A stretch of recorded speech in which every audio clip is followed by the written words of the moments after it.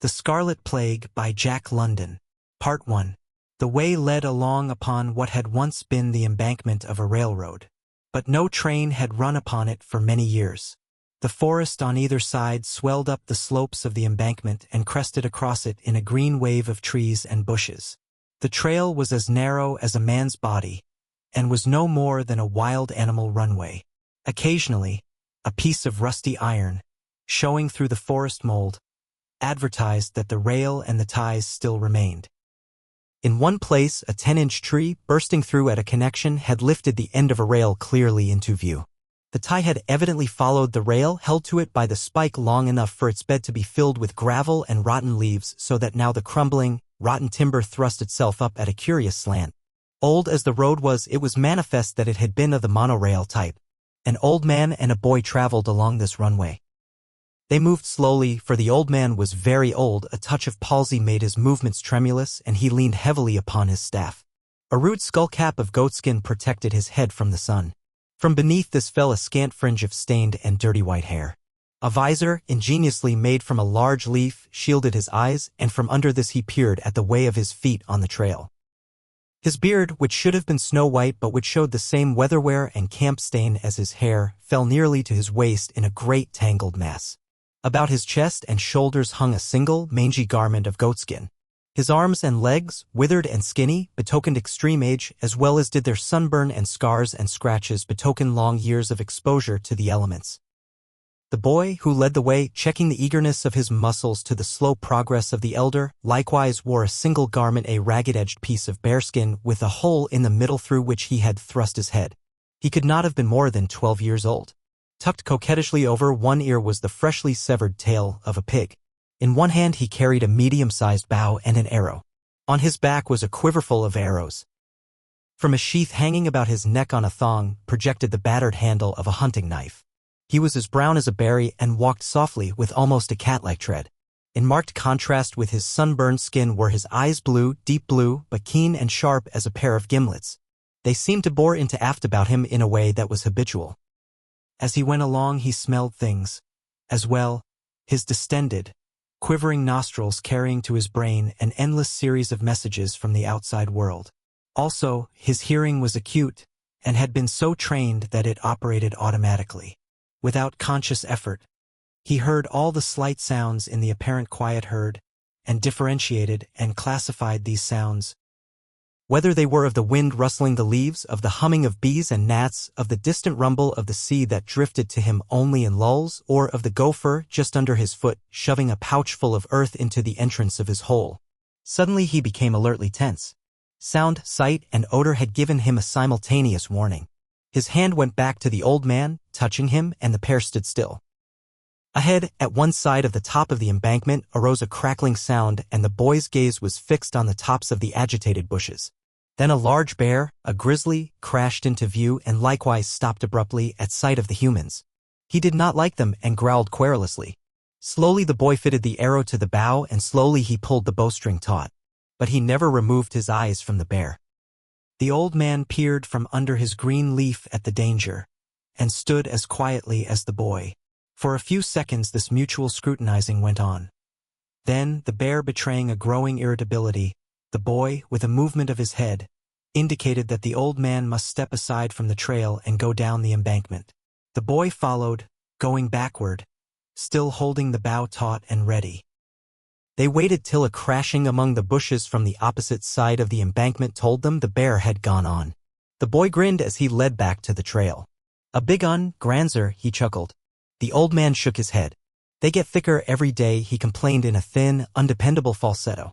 "Who'd have thought I'd live to see the time when a man would be afraid of his life on the way to the cliff house? When I was a boy, Edwin, men and women and little babies used to come out here from San Francisco by tens of thousands on a nice day. And there weren't any bears then. No, sir. They used to pay money to look at them in cages, they were that rare." "What is money, Granzer?" Before the old man could answer, the boy recollected and triumphantly shoved his hand into a pouch under his bearskin and pulled forth a battered and tarnished silver dollar. The old man's eyes glistened as he held the coin close to them. "I can't see," he muttered. "You look and see if you can make out the date, Edwin." The boy laughed. "You're a great grandsir," he cried delightedly. "Always making believe them little marks mean something." The old man manifested an accustomed chagrin as he brought the coin back again close to his own eyes. 2012, he shrilled, and then fell to cackling grotesquely. That was the year Morgan V was appointed President of the United States by the Board of Magnates. It must have been one of the last coins minted, for the Scarlet death came in 2013. Lord, think of it. 60 years ago, and I am the only person alive today that lived in those times. Where did you find it, Edwin? The boy, who had been regarding him with the tolerant curiousness one accords to the prattlings of the feeble-minded, answered promptly. I got it off of Hoo-Hoo. He found it when we was herding goats down near San Jose last spring. Hoo-Hoo said it was money. Ain't you hungry, Granzo?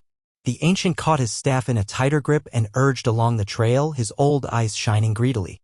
I hope Hairlip found a crab or two, he mumbled. They're good eating, crabs, mighty good eating when you've no more teeth and you've got grandsons that love their old grandsire and make a point of catching crabs for him. When I was a boy. But Edwin, suddenly stopped by what he saw, was drawing the bowstring on a fitted arrow. He had paused on the brink of a crevasse in the embankment. An ancient culvert had here washed out and the stream, no longer confined, had cut a passage through the fill. On the opposite side, the end of a rail projected and overhung. It showed rustily through the creeping vines which overran it. Beyond, crouching by a bush, a rabbit looked across at him in trembling hesitancy.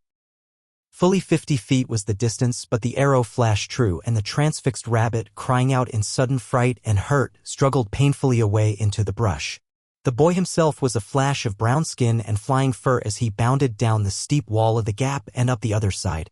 His lean muscles were springs of steel that released into graceful and efficient action.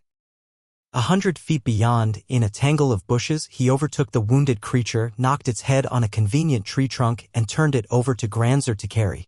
Rabbit is good, very good, the ancient quavered, but when it comes to a toothsome delicacy, I prefer crab. When I was a boy, why do you say so much that ain't got no sense?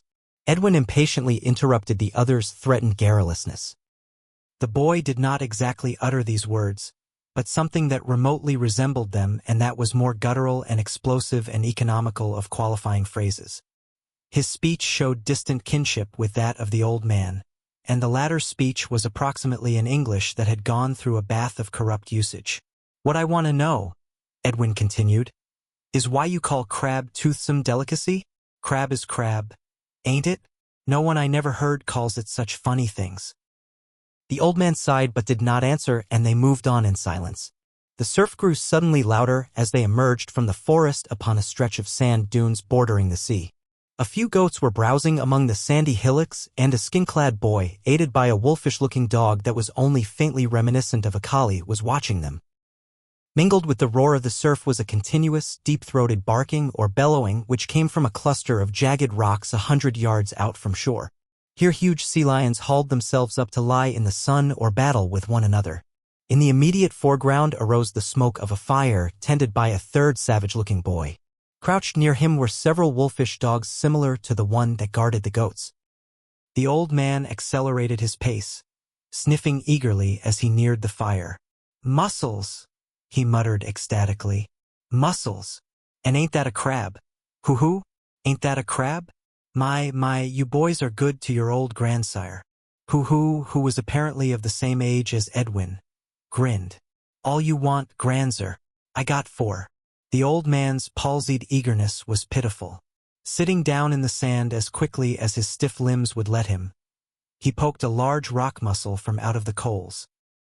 The heat had forced its shells apart, and the meat, salmon-colored, was thoroughly cooked.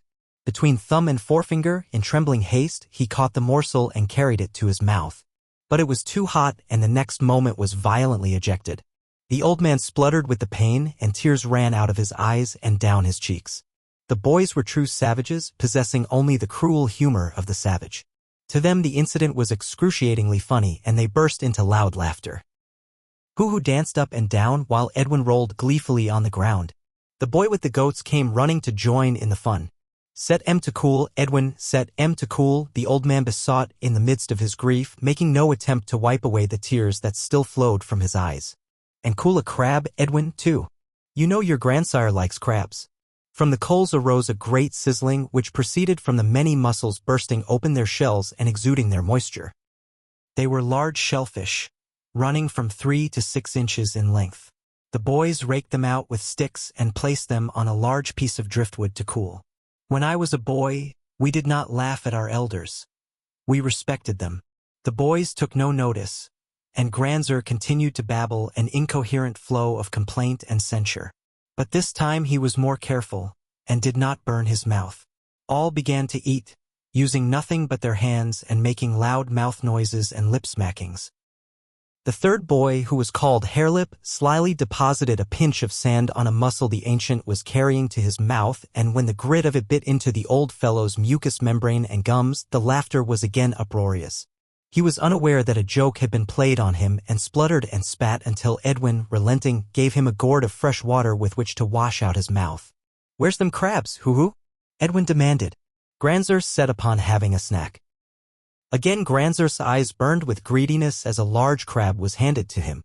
It was a shell with legs and all complete, but the meat had long since departed. With shaky fingers and babblings of anticipation, the old man broke off a leg and found it filled with emptiness. "The crabs, hoo-hoo," he wailed. "The crabs.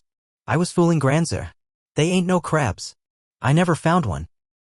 The boys were overwhelmed with delight at sight of the tears of senile disappointment that dribbled down the old man's cheeks. Then, unnoticed, Hoo-Hoo replaced the empty shell with a fresh-cooked crab. Already dismembered, from the cracked legs the white meat sent forth a small cloud of savory steam. This attracted the old man's nostrils, and he looked down in amazement. The change of his mood to one of joy was immediate.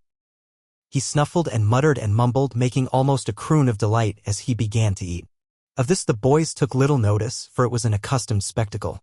Nor did they notice his occasional exclamations and utterances of phrases which meant nothing to them, as, for instance, when he smacked his lips and champed his gums while muttering, "Mayonnaise.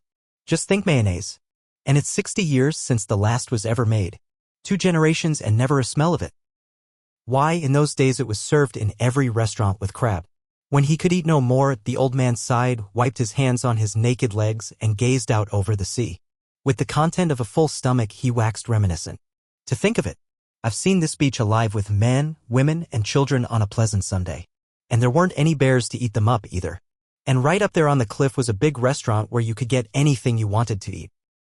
4 million people lived in San Francisco then. And now, in the whole city and county, there aren't 40 all told. And out there on the sea were ships and ships always to be seen, going in for the Golden Gate or coming out. And airships in the air, dirigibles and flying machines.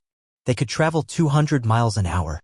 The mail contracts with the New York and San Francisco Limited demanded that for the minimum. There was a chap, a Frenchman, I forget his name, who succeeded in making 300, but the thing was risky, too risky for conservative persons. But he was on the right clue, and he would have managed it if it hadn't been for the Great Plague. When I was a boy, there were men alive who remembered the coming of the first aeroplanes, and now I have lived to see the last of them, and that's 60 years ago.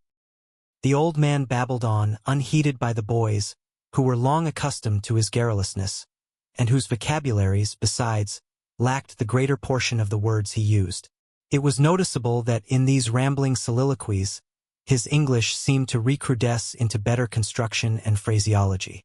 But when he talked directly with the boys it lapsed, largely, into their own uncouth and simpler forms. But there weren't many crabs in those days, the old man wandered on. They were fished out and they were great delicacies. The open season was only a month long, too.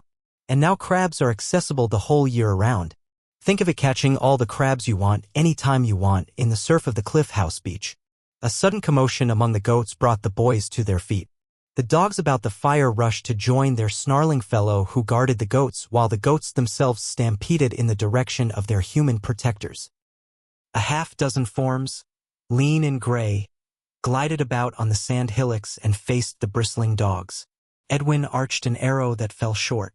But Harelip, with a sling such as David carried into battle against Goliath, hurled a stone through the air that whistled from the speed of its flight. It fell squarely among the wolves and caused them to slink away toward the dark depths of the eucalyptus forest. The boys laughed and lay down again in the sand, while Granzer sighed ponderously. He had eaten too much, and, with hands clasped on his paunch, the fingers interlaced, he resumed his maunderings. The fleeting systems lapse like foam. He mumbled what was evidently a quotation. That's it, foam and fleeting. All man's toil upon the planet was just so much foam. He domesticated the serviceable animals, destroyed the hostile ones, and cleared the land of its wild vegetation.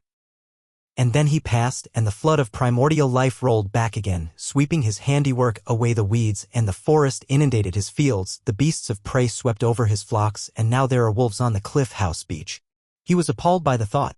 Where 4 million people disported themselves, the wild wolves roam today, and the savage progeny of our loins, with prehistoric weapons, defend themselves against the fanged despoilers. Think of it. And all because of the Scarlet Death. The adjective had caught Harelip's ear.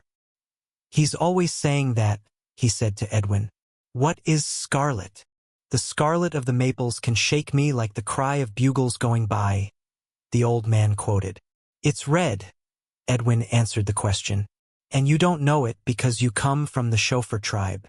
They never did know nothing, none of them. Scarlet is red, I know that. Red is red, ain't it? Harelip grumbled. Then what's the good of getting cocky and calling it scarlet? Granzer, what for do you always say so much what nobody knows? He asked. Scarlet ain't anything but red is red. Why don't you say red then? Red is not the right word, was the reply. The plague was scarlet. The whole face and body turned scarlet in an hour's time. Don't I know? Didn't I see enough of it? And I am telling you it was scarlet because, well, because it was scarlet. There's no other word for it. Red is good enough for me, Harelip muttered obstinately. My dad calls red red, and he ought to know. He says everybody died of the Red Death. Your dad is a common fellow, descended from a common fellow, Granzer retorted heatedly. Don't I know the beginnings of the chauffeurs? Your grandsire was a chauffeur, a servant, and without education. He worked for other persons. But your grandmother was of good stock, only the children did not take after her. Don't I remember when I first met them, catching fish at Lake Temescal? What is education? Edwin asked. Calling red scarlet, Harelip sneered, then returned to the attack on Granzer. My dad told me, and he got it from his dad afore he croaked, that your wife was a Santa Rosan and that she was sure no account. He said she was a hash slinger before the Red Death, though I don't know what a hash slinger is. You can tell me, Edwin? But Edwin shook his head in token of ignorance. It is true, she was a waitress, Granzo acknowledged. But she was a good woman, and your mother was her daughter. Women were very scarce in the days after the plague. She was the only wife I could find, even if she was a hash slinger, as your father calls it. But it is not nice to talk about our progenitors that way. Dad says that the wife of the first chauffeur was a lady. What's a lady? Who demanded. A lady, S.A. chauffeur squaw, was the quick reply of Harelip. The first chauffeur was Bill, a common fellow, as I said before, the old man expounded, but his wife was a lady, a great lady. Before the Scarlet Death she was the wife of Van Wardens. He was president of the Board of Industrial Magnates and was one of the dozen men who ruled America. He was worth $1,800,000,000 coins like you have there in your pouch, Edwin. And then came the Scarlet Death and his wife became the wife of Bill, the first chauffeur. He used to beat her, too. I have seen it myself. Who, lying on his stomach and idly digging his toes in the sand, cried out and investigated. First, his toenail, and next, the small hole he had dug. The other 2 boys joined him, excavating the sand rapidly with their hands till there lay 3 skeletons exposed. 2 were of adults, the third being that of a part-grown child. The old man trudged along on the ground and peered at the find. Plague victims, he announced. That's the way they died everywhere in the last days. This must have been a family, running away from the contagion and perishing here on the Cliff House beach. What are you doing, Edwin? This question was asked in sudden dismay as Edwin, using the back of his hunting knife, began to knock out the teeth from the jaws of one of the skulls. Going to string him, was the response. The 3 boys were now hard at it, and quite a knocking and hammering arose, in which Granza babbled on unnoticed. You are true savages. Already has begun the custom of wearing human teeth. In another generation you will be perforating your noses and ears and wearing ornaments of bone and shell. I know. The human race is doomed to sink back farther and farther into the primitive night ere again it begins its bloody climb upward to civilization. When we increase and feel the lack of room, we will proceed to kill one another. And then I suppose you will wear human scalp locks at your waist, as well as you, Edwin, who are the gentlest of my grandsons, have already begun with that vile pigtail. Throw it away, Edwin, boy, throw it away. What a gabble the old geezer makes, Harelip remarked, when, the teeth all extracted, they began an attempt at equal division. They were very quick and abrupt in their actions, and their speech, in moments of hot discussion over the allotment of the choicer teeth, was truly a gabble. They spoke in monosyllables and short, jerky sentences that was more a gibberish than a language. And yet, through it ran hints of grammatical construction, and appeared vestiges of the conjugation of some superior culture. Even the speech of Granzer was so corrupt that were it put down literally it would be almost so much nonsense to the reader. This, however, was when he talked with the boys. When he got into the full swing of babbling to himself, it slowly purged itself into pure English. The sentences grew longer and were enunciated with a rhythm and ease that was reminiscent of the lecture platform. "Tell us about the Red Death, Granzer," Harelip demanded, when the teeth affair had been satisfactorily concluded. "The Scarlet Death," Edwin corrected. "And don't work all that funny lingo on us," Harelip went on. "Talk sensible, Granzer, like a Santa Rosen ought to talk. Other Santa Rosens don't talk like you." Part 2. The old man showed pleasure in being thus called upon. He cleared his throat and began. 20 or 30 years ago my story was in great demand. But in these days nobody seems interested. "There you go," Harelip cried hotly. "Cut out the funny stuff and talk sensible. What's interested? You talk like a baby that don't know how." "Let him alone," Edwin urged. "Or he'll get mad and won't talk at all. Skip the funny places. We'll catch on to some of what he tells us." "Let her go, Granzer," Hoo encouraged. For the old man was already maundering about the disrespect for elders and the reversion to cruelty of all humans that fell from high culture to primitive conditions. The tale began. There were very many people in the world in those days. San Francisco alone held 4 millions.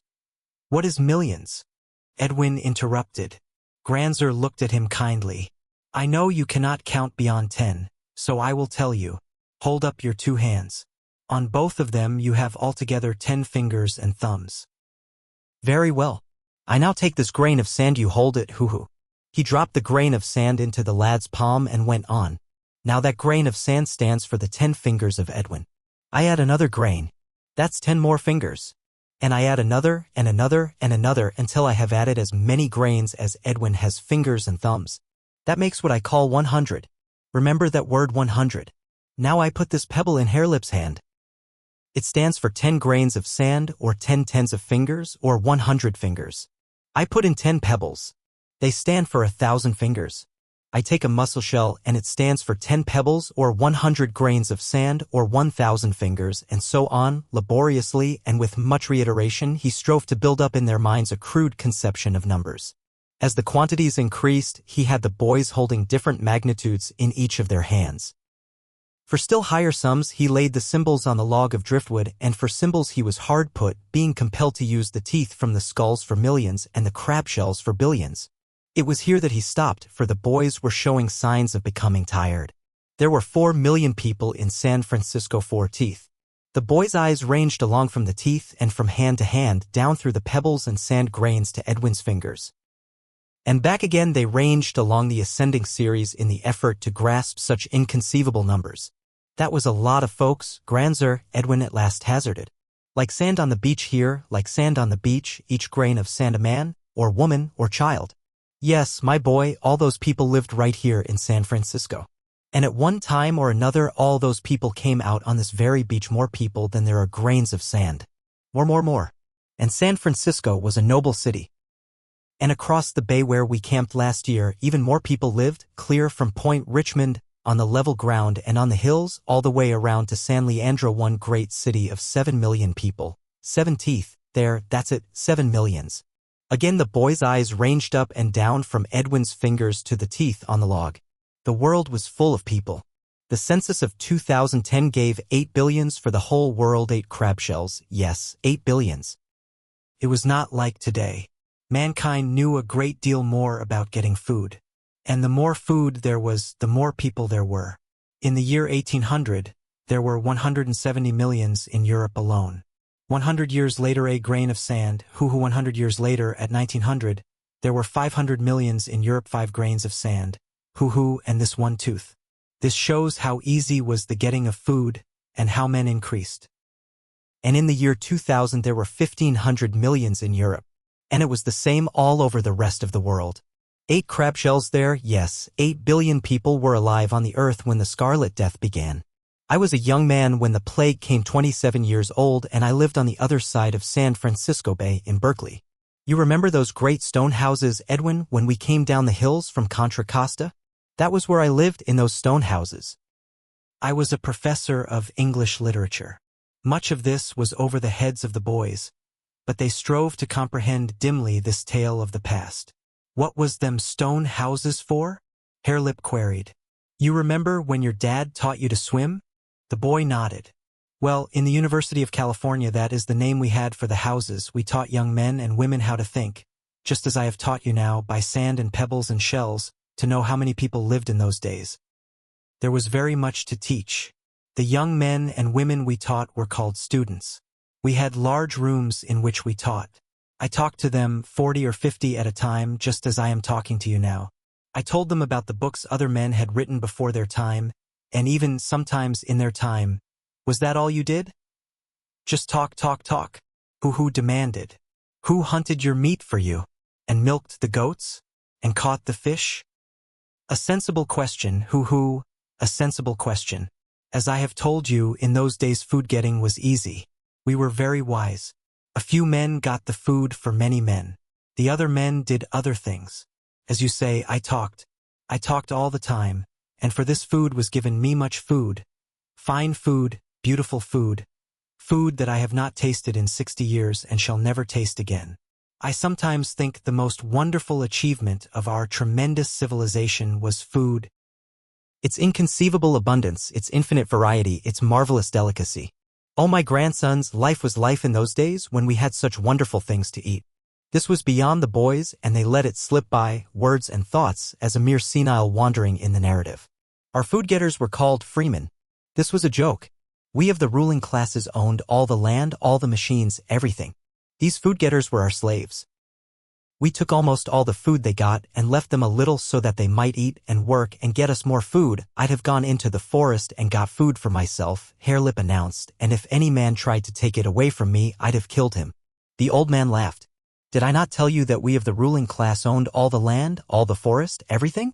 Any food-getter who would not get food for us, him we punished or compelled to starve to death. And very few did that. They preferred to get food for us and make clothes for us, and prepare and administer to us 1,000 a mussel shell, 1,000 satisfactions and delights. And I was Professor Smith in those days, Professor James Howard Smith. And my lecture courses were very popular, that is, very many of the young men and women liked to hear me talk about the books other men had written. And I was very happy, and I had beautiful things to eat. And my hands were soft, because I did no work with them, and my body was clean all over and dressed in the softest garments. He surveyed his mangy goatskin with disgust. We did not wear such things in those days. Even the slaves had better garments. And we were most clean. We washed our faces and hands often every day. You boys never wash unless you fall into the water or go swimming. Neither do you, Granzer, retorted. I know, I am a filthy old man, but times have changed. Nobody washes these days, there are no conveniences. It is 60 years since I have seen a piece of soap. You do not know what soap is, and I shall not tell you, for I am telling the story of the Scarlet Death. You know what sickness is. We called it a disease. Very many of the diseases came from what we call germs. Remember that word, germs. A germ is a very small thing. It is like a wood tick, such as you find on the dogs in the spring of the year when they run in the forest. Only the germ is very small. It is so small that you cannot see it. Began to laugh. You're a queer Granzer, talking about things you can't see. If you can't see 'em, how do you know they are? That's what I want to know. How do you know anything you can't see? A good question, a very good question, But we did see some of them. We had what we called microscopes and ultramicroscopes, and we put them to our eyes and looked through them so that we saw things larger than they really were, and many things we could not see without the microscopes at all. Our best ultramicroscopes could make a germ look 40,000 times larger. A mussel shell is 1,000 fingers like Edwin's. Take 40 mussel shells and by as many times larger was the germ when we looked at it through a microscope. And after that we had other ways, by using what we called moving pictures, of making the 40,000 times germ many, many thousand times larger still. And thus we saw all these things which our eyes of themselves could not see. Take a grain of sand. Break it into 10 pieces. Take one piece and break it into 10. Break one of those pieces into 10, and one of those into 10, and one of those into 10, and one of those into 10, and do it all day, and maybe by sunset you will have a piece as small as one of the germs. The boys were openly incredulous. Harelip sniffed and sneered, and Hoo-Hoo snickered until Edwin nudged them to be silent. The wood-tick sucks the blood of the dog, but the germ, being so very small, goes right into the blood of the body, and there it has many children. In those days there would be as many as 1 billion crab shell. Please, as many as that crab shell in one man's body. We called germs microorganisms. When a few million or 1 billion of them were in a man, in all the blood of a man, he was sick. These germs were a disease. There were many different kinds of them, more different kinds than there are grains of sand on this beach. We knew only a few of the kinds. The microorganic world was an invisible world, a world we could not see, and we knew very little about it. Yet we did know something. There was the Bacillus anthracis, there was the Micrococcus, there was the Bacterium termo, and the Bacterium lactis. That's what turns the goat milk sour even to this day, Harelip, and there were schizomycetes without end. And there were many others. Here the old man launched into a disquisition on germs and their natures, using words and phrases of such extraordinary length and meaninglessness, that the boys grinned at one another and looked out over the deserted ocean till they forgot the old man was babbling on. But the Scarlet Death, Granzer, Edwin at last suggested. Granzer recollected himself and with a start tore himself away from the rostrum of the lecture hall where, to another world audience, he had been expounding the latest theory, 60 years gone, of germs and germ diseases. Yes, Edwin, I had forgotten. Sometimes the memory of the past is very strong upon me, and I forget that I am a dirty old man clad in goatskin wandering with my savage grandsons who are goatherds in the primeval wilderness. The fleeting systems lapse like foam, and so lapsed our glorious, colossal civilization. I am Granzer, a tired old man. I belong to the tribe of Santa Rosans. I married into that tribe. My sons and daughters married into the chauffeurs, the Sacramentos, and the Palo Altos. You, Harelip, are of the chauffeurs. You, Edwin, are of the Sacramentos. And you, Hoo-Hoo, are of the Palo Altos. Your tribe takes its name from a town that was near the seat of another great institution of learning. It was called Stanford University. Yes, I remember now. It is perfectly clear. I was telling you of the Scarlet Death. Where was I in my story? You was telling about germs, the things you can't see but which make men sick, Edwin prompted. Yes, that's where I was. A man did not notice at first when only a few of these germs got into his body. But each germ broke in half and became 2 germs, and they kept doing this very rapidly so that in a short time there were many millions of them in the body. Then the man was sick. He had a disease, and the disease was named after the kind of a germ that was in him. It might be measles, it might be influenza, it might be yellow fever, it might be any of thousands and thousands of kinds of diseases. Now this is the strange thing about these germs. There were always new ones coming to live in men's bodies. Long and long and long ago, when there were only a few men in the world, there were few diseases. But as men increased and lived closely together in great cities and civilizations, new diseases arose, new kinds of germs entered their bodies. Thus were countless millions and billions of human beings killed. And the more thickly men packed together, the more terrible were the new diseases that came to be. Long before my time, in the Middle Ages, there was the Black Plague that swept across Europe. It swept across Europe many times. There was tuberculosis that entered into men wherever they were thickly packed. 100 years before my time, there was the bubonic plague. And in Africa was the sleeping sickness. The bacteriologists fought all these sicknesses and destroyed them, just as you boys fight the wolves away from your goats, or squash the mosquitoes that light on you. The bacteriologists, but Granzer, what is what you call it? Edwin interrupted. You, Edwin, are a goatherd. Your task is to watch the goats. You know a great deal about goats. A bacteriologist watches germs. That's his task, and he knows a great deal about them. So, as I was saying, the bacteriologists fought with the germs and destroyed them sometimes. There was leprosy, a horrible disease. 100 years before I was born, the bacteriologists discovered the germ of leprosy. They knew all about it. They made pictures of it. I have seen those pictures. But they never found a way to kill it. But in 1984, there was the Pantoblast Plague, a disease that broke out in a country called Brazil and that killed millions of people. But the bacteriologists found it out and found the way to kill it so that the Pantoblast Plague went no farther. They made what they called a serum, which they put into a man's body and which killed the Pantoblast germs without killing the man. And in 1910, there was pellagra and also the hookworm. These were easily killed by the bacteriologists. But in 1947, there arose a new disease that had never been seen before. It got into the bodies of babies of only 10 months old or less, and it made them unable to move their hands and feet, or to eat, or anything, and the bacteriologists were 11 years in discovering how to kill that particular germ and save the babies. In spite of all these diseases and of all the new ones that continued to arise, there were more and more men in the world. This was because it was easy to get food. The easier it was to get food, the more men there were, the more thickly were they packed together on the earth, and the more thickly they were packed, the more new kinds of germs became diseases. There were warnings. Sodervetsky, as early as 1929, told the bacteriologists that they had no guarantee against some new disease 1,000 times more deadly than any they knew, arising and killing by the hundreds of millions and even by the billion. You see, the microorganic world remained a mystery to the end. They knew there was such a world and that from time to time armies of new germs emerged from it to kill men. And that was all they knew about it. For all they knew, in that invisible microorganic world there might be as many different kinds of germs as there are grains of sand on this beach.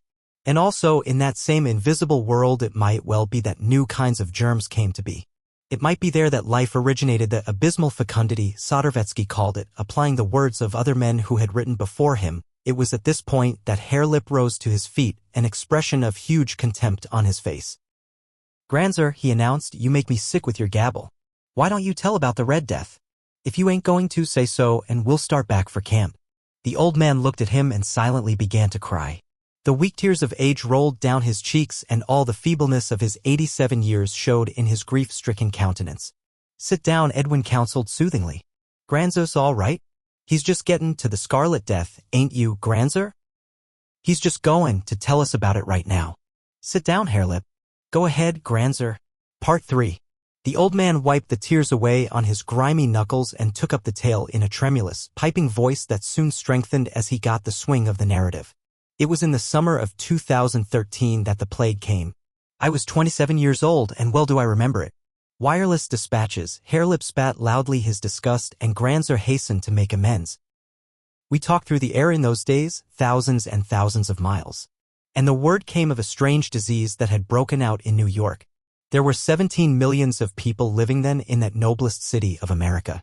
Nobody thought anything about the news. It was only a small thing. There had been only a few deaths. It seemed, though, that they had died very quickly and that one of the first signs of the disease was the turning red of the face and all the body. Within 24 hours came the report of the first case in Chicago. And on the same day it was made public that London, the greatest city in the world next to Chicago, had been secretly fighting the plague for 2 weeks and censoring the news dispatches, that is, not permitting the word to go forth to the rest of the world that London had the plague. It looked serious, but we in California, like everywhere else, were not alarmed. We were sure that the bacteriologists would find a way to overcome this new germ just as they had overcome other germs in the past. But the trouble was the astonishing quickness with which this germ destroyed human beings and the fact that it inevitably killed any human body it entered. No one ever recovered. There was the old Asiatic cholera, when you might eat dinner with a well man in the evening, and the next morning, if you got up early enough, you would see him being hauled by your window in the death cart. But this new plague was quicker than that, much quicker. From the moment of the first signs of it, a man would be dead in an hour. Some lasted for several hours. Many died within 10 or 15 minutes of the appearance of the first signs. The heart began to beat faster and the heat of the body to increase. Then came the scarlet rash, spreading like wildfire over the face and body. Most persons never noticed the increase in heat and heartbeat, and the first they knew was when the scarlet rash came out. Usually, they had convulsions at the time of the appearance of the rash. But these convulsions did not last long and were not very severe. If one lived through them, he became perfectly quiet, and only did he feel a numbness swiftly creeping up his body from the feet. The heels became numb first, then the legs and hips, and when the numbness reached as high as his heart, he died. They did not rave or sleep. Their minds always remained cool and calm up to the moment their heart numbed and stopped. And another strange thing was the rapidity of decomposition. No sooner was a person dead than the body seemed to fall to pieces, to fly apart, to melt away even as you looked at it. That was one of the reasons the plague spread so rapidly. All the billions of germs in a corpse were so immediately released. And it was because of all this that the bacteriologists had so little chance in fighting the germs. They were killed in their laboratories even as they studied the germ of the Scarlet Death. They were heroes. As fast as they perished, others stepped forth and took their places. It was in London that they first isolated it. The news was telegraphed everywhere. Trask was the name of the man who succeeded in this, but within 30 hours he was dead. Then came the struggle in all the laboratories to find something that would kill the plague germs. All drugs failed. You see, the problem was to get a drug or serum that would kill the germs in the body and not kill the body. They tried to fight it with other germs, to put into the body of a sick man germs that were the enemies of the plague germs. And you can't see these germ things, Granzer, Harelip objected. And here you gabble about them as if they was anything when they're nothing at all. Anything you can't see, ain't, that's what. Fighting things that ain't with things that ain't. They must have been all fools in them days. That's why they croaked. I ain't going to believe in such rot, I tell you that. Granzer promptly began to weep while Edwin hotly took up his defense. Look here, Harelip, you believe in lots of things you can't see. Harelip shook his head. You believe in dead men walking about. You never seen one dead man walk about. I tell you I seen M last winter when I was wolf hunting with Dad. Well, you always spit when you cross running water, Edwin challenged. That's to keep off bad luck, was Harelip's defense. You believe in bad luck? Sure. And you ain't never seen bad luck, Edwin concluded triumphantly. You're just as bad as Granzer and his germs. You believe in what you don't see. Go on, Granzer. Harelip, crushed by this metaphysical defeat, remained silent, and the old man went on. Often and often, though this narrative must not be clogged by the details, was Granzer's tale interrupted while the boys squabbled among themselves. Also, among themselves they kept up a constant, low-voiced exchange of explanation and conjecture, as they strove to follow the old man into his unknown and vanished world. The Scarlet Death broke out in San Francisco. The first death came on a Monday morning. By Thursday they were dying like flies in Oakland and San Francisco. They died everywhere, in their beds, at their work, walking along the street. It was on Tuesday that I saw my first death. Miss Colbran, one of my students, sitting right there before my eyes in my lecture room. I noticed her face while I was talking. It had suddenly turned scarlet. I ceased speaking and could only look at her, for the first fear of the plague was already on all of us and we knew that it had come. The young women screamed and ran out of the room. So did the young men run out, all but two. Miss Colbran's convulsions were very mild and lasted less than a minute. One of the young men fetched her a glass of water. She drank only a little of it and cried out, "My feet! All sensation has left them." After a minute she said, "I have no feet. I am unaware that I have any feet, and my knees are cold. I can scarcely feel that I have knees." She lay on the floor, a bundle of notebooks under her head, and we could do nothing. The coldness and the numbness crept up past her hips to her heart, and when it reached her heart she was dead. In 15 minutes, by the clock I timed it, she was dead, there, in my own classroom, dead. And she was a very beautiful, strong, healthy young woman. And from the first sign of the plague to her death only 15 minutes elapsed. That will show you how swift was the Scarlet Death. Yet in those few minutes I remained with the dying woman in my classroom, the alarm had spread over the university, and the students, by thousands, all of them, had deserted the lecture room and laboratories. When I emerged on my way to make report to the president of the faculty, I found the university deserted. Across the campus were several stragglers hurrying for their homes. Two of them were running. President Hogue I found in his office, all alone, looking very old and very gray, with a multitude of wrinkles in his face that I had never seen before. At the sight of me, he pulled himself to his feet and tottered away to the inner office, banging the door after him and locking it. You see, he knew I had been exposed, and he was afraid. He shouted to me through the door to go away. I shall never forget my feelings as I walked down the silent corridors and out across that deserted campus. I was not afraid. I had been exposed, and I looked upon myself as already dead. It was not that, but a feeling of awful depression that impressed me. Everything had stopped. It was like the end of the world to me, my world. I had been born within sight and sound of the university. It had been my predestined career. My father had been a professor there before me and his father before him. For a century and a half had this university, like a splendid machine, been running steadily on.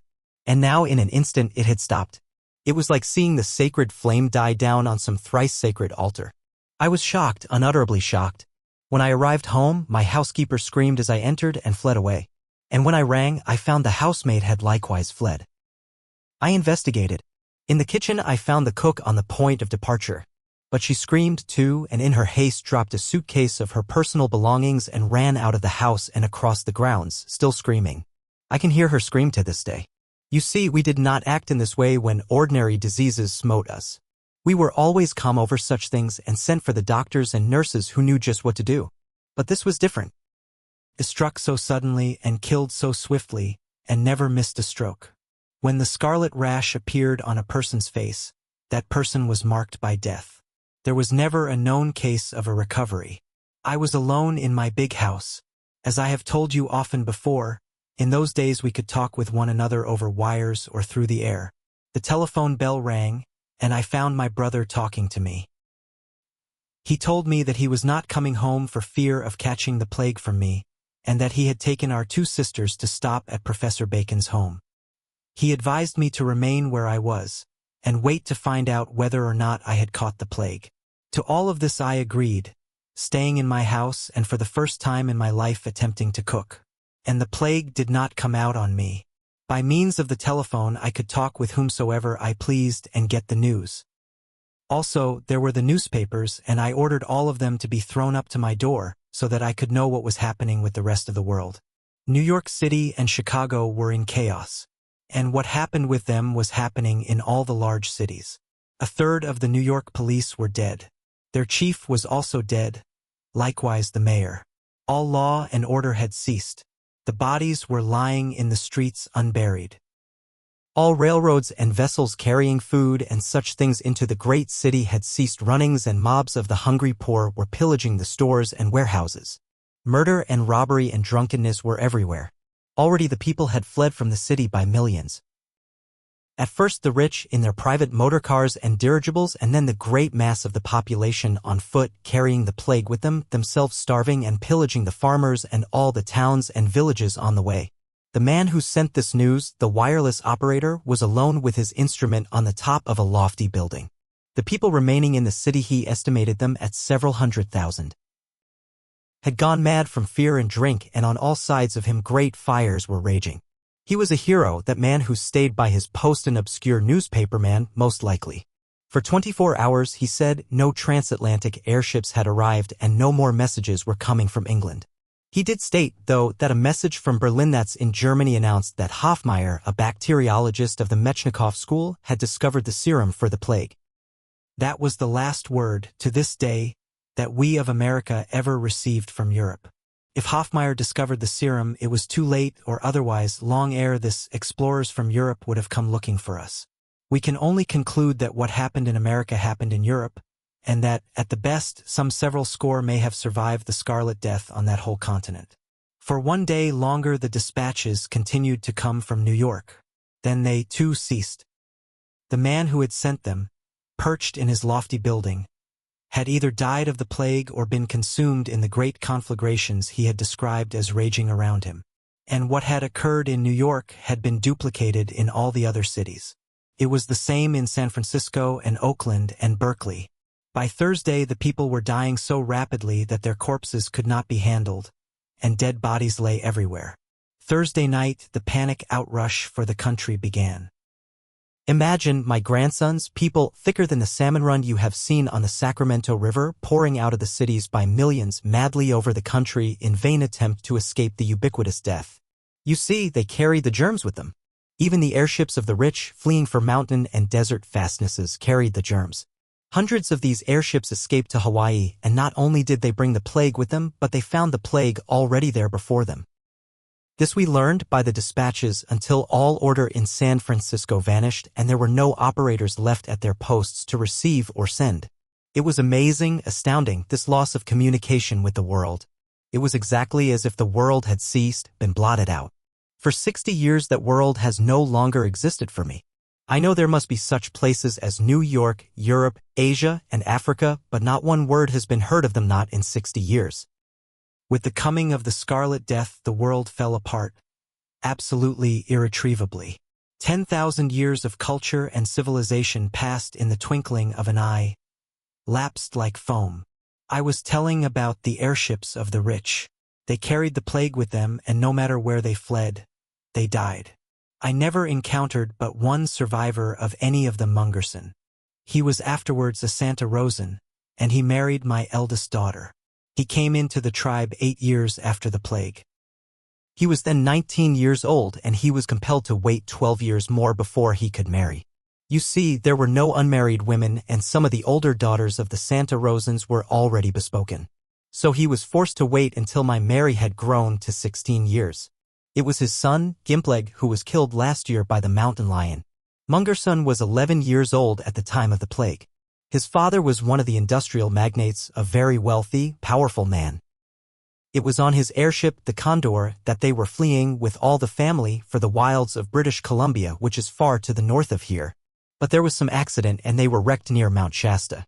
You have heard of that mountain? It is far to the north. The plague broke out amongst them, and this boy of 11 was the only survivor. For 8 years he was alone, wandering over a deserted land and looking vainly for his own kind.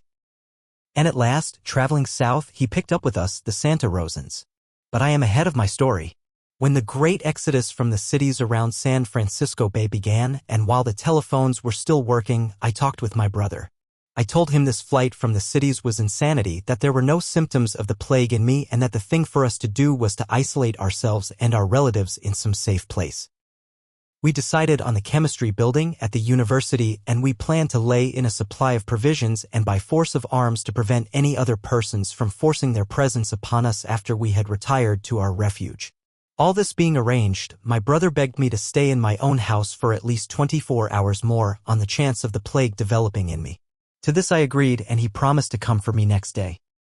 We talked on over the details of the provisioning and the defending of the chemistry building until the telephone died. It died in the midst of our conversation. That evening there were no electric lights, and I was alone in my house in the darkness. No more newspapers were being printed, so I had no knowledge of what was taking place outside. I heard sounds of rioting and of pistol shots, and from my windows I could see the glare of the sky of some conflagration in the direction of Oakland. It was a night of terror. I did not sleep a wink. A man, why and how I do not know, was killed on the sidewalk in front of the house. I heard the rapid reports of an automatic pistol, and a few minutes later the wounded wretch crawled up to my door, moaning and crying out for help. Arming myself with 2 automatics, I went to him. By the light of a match I ascertained that while he was dying of the bullet wounds, at the same time the plague was on him. I fled indoors, whence I heard him moan and cry out for half an hour longer. In the morning my brother came to me. I had gathered into a handbag what things of value I purposed taking, but when I saw his face I knew that he would never accompany me to the chemistry building. The plague was on him. He intended shaking my hand, but I went back hurriedly before him. "Look at yourself in the mirror," I commanded. He did so, and at sight of his scarlet face, the color deepening as he looked at it, he sank down nervelessly in a chair. "My God," he said, "I've got it. Don't come near me. I am a dead man." Then the convulsions seized him. He was 2 hours in dying, and he was conscious to the last, complaining about the coldness and loss of sensation in his feet, his calves, his thighs, until at last it was his heart and he was dead. That was the way the Scarlet Death slew. I caught up my handbag and fled. The sights in the streets were terrible. One stumbled on bodies everywhere. Some were not yet dead. And even as you looked, you saw men sink down with the death fastened upon them. There were numerous fires burning in Berkeley while Oakland and San Francisco were apparently being swept by vast conflagrations. The smoke of the burning filled the heavens so that the midday was as a gloomy twilight, and in the shifts of wind sometimes the sun shone through dimly, a dull red orb. Truly, my grandsons, it was like the last days of the end of the world. There were numerous stalled motor cars showing that the gasoline and the engine supplies of the garages had given out. I remember one such car. A man and a woman lay back dead in the seats, and on the pavement near it were two more women and a child. Strange and terrible sights there were on every hand.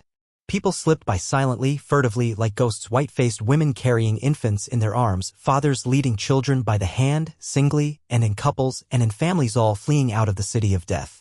Some carried supplies of food, others blankets and valuables, and there were many who carried nothing. There was a grocery store, a place where food was sold. The man to whom it belonged, I knew him well. A quiet, sober, but stupid and obstinate fellow was defending it. The windows and doors had been broken in, but he, inside, hiding behind a counter, was discharging his pistol at a number of men on the sidewalk who were breaking in.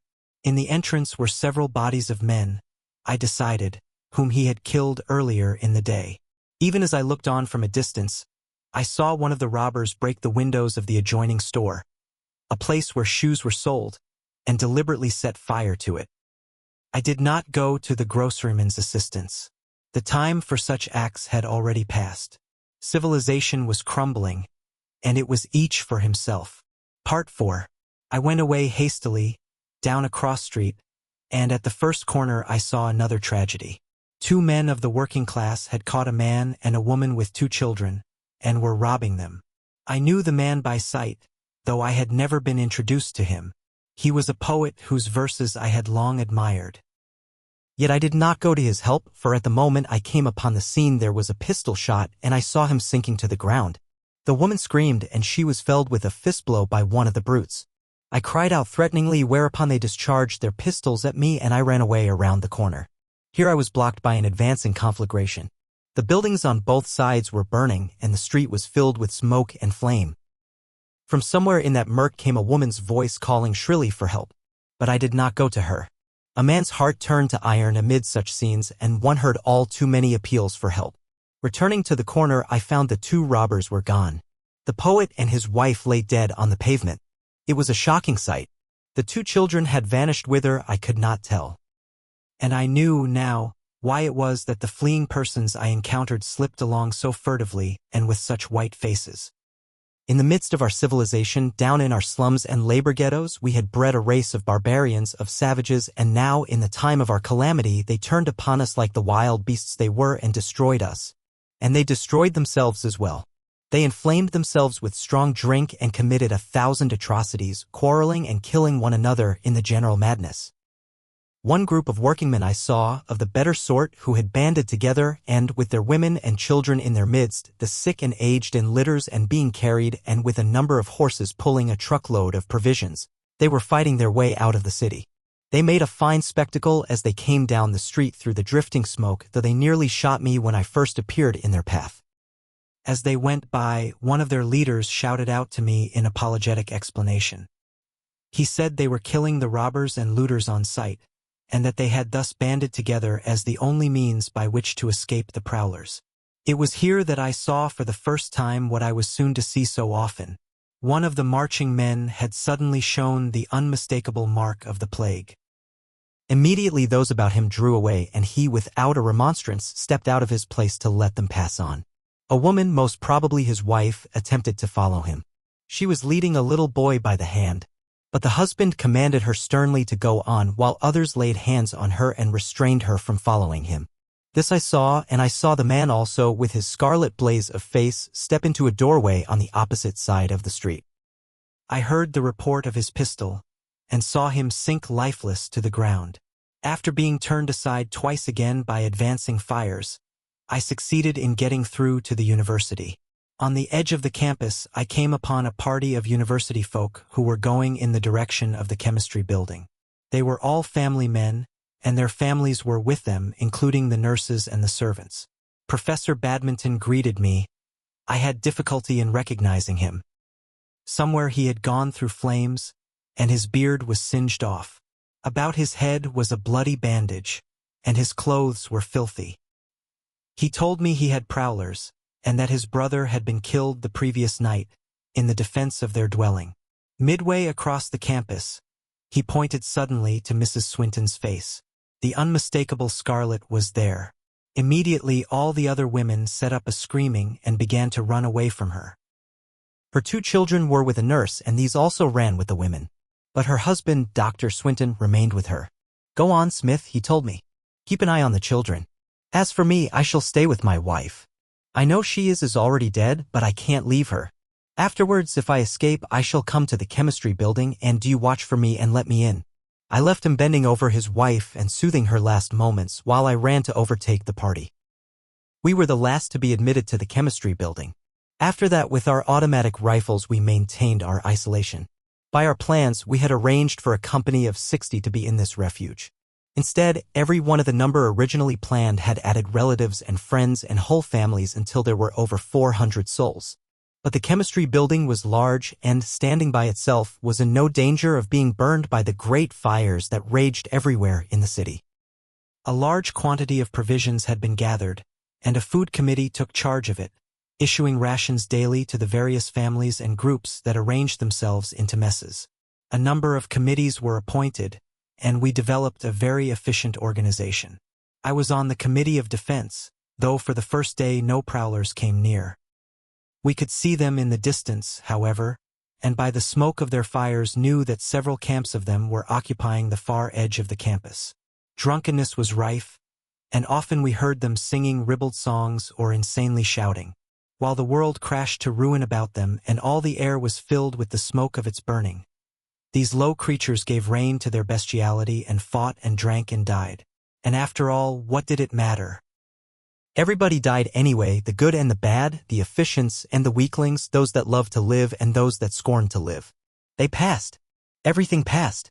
When 24 hours had gone by and no signs of the plague were apparent, we congratulated ourselves and set about digging a well. You have seen the great iron pipes which in those days carried water to all the city dwellers. We feared that the fires in the city would burst the pipes and empty the reservoirs.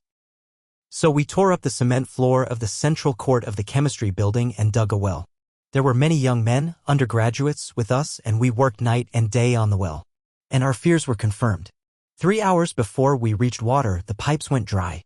A second 24 hours passed, and still the plague did not appear among us. We thought we were saved.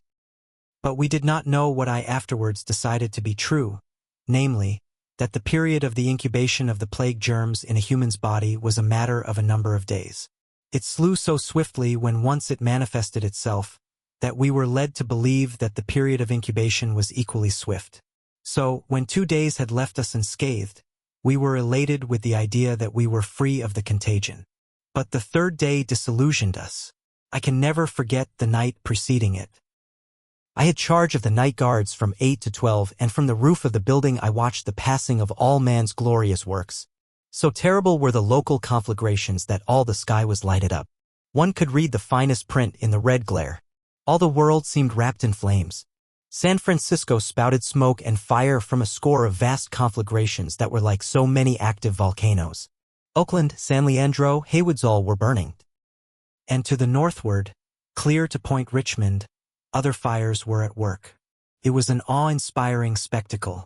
Civilization, my grandson's civilization, was passing in a sheet of flame and a breath of death. At 10 o'clock that night, the great powder magazines at Point Pinole exploded in rapid succession. So terrific were the concussions that the strong building rocked as in an earthquake, while every pane of glass was broken. It was then that I left the roof and went down the long corridors, from room to room, quieting the alarmed women and telling them what had happened.